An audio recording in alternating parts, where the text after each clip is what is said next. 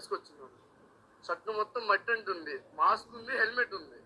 So అక్కడికి వచ్చున్నాడు. So water ఇవ్వరా బాబు అని నన్ను ఎస్ఐ గారు అడిగి ఉన్నాడు. సరే వాటర్ ఇచ్చినాను, మొహం కడుక్కున్నాడు. కొంచెం టీ కావాలి, హెడేక్ గా ఉందంటే కొంచెం టీ ఇచ్చినాడు, తాగినాడు. 2 సిప్పులు తాగి అక్కడ వేసినాడు. బాగా నీరసంగా ఉన్నాడు అనమాట. సరే ఎస్ఐ గారు పట్టుకుని ఇలా వచ్చాడు అనమాట. ఇలా నడుచుకుంటూ వస్తే నేను కూడా వచ్చాను సారమ్మకి. అదే అతను బండి బాగలేదంటే నేను ఒక తాడు తీసుకొచ్చి అతని హెల్మెట్ కట్టాను. పగిలింది డోమ్ మొత్తం, రైట్ డోమ్ పగిలింది. కడితే అవ్వలేదు. ఒక ఇనుప సొమ్ము కోసం ఎస్ఐ గారు అటు వెళ్ళాడు, నేను ఇటు నా షాపులో ఉందేమో చూడడానికి వచ్చినాను. ఈలోపు స్టార్ట్ చేసుకున్నాడు. 5 సార్లు స్టార్ట్ చేసిన అవ్వలేదు. ఒక 35 మినిట్స్ ఇక్కడే ఉన్నాడు. మేబీ మేము వచ్చినప్పుడు చెప్పుకున్నాం, వదిలే సార్ వెళ్ళమాకండి, ఇప్పుడు డేంజర్, మీరు కొంచెం హెల్త్ అనీజీగా ఉందని చెప్పినాము. అయినా లేదు రాజమండ్రి వెళ్ళని అన్నారు.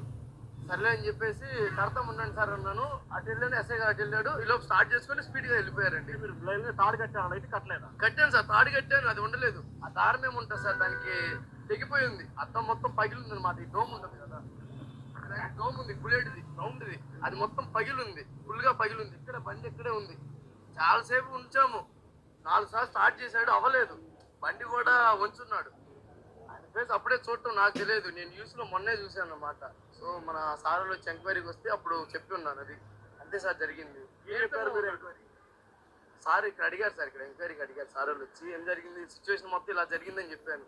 సీసీ కెమెరా చూడండి సార్ అంటే అతన్ని నడుచుకుంటూ తీసుకురావటం అన్ని చూశాడు.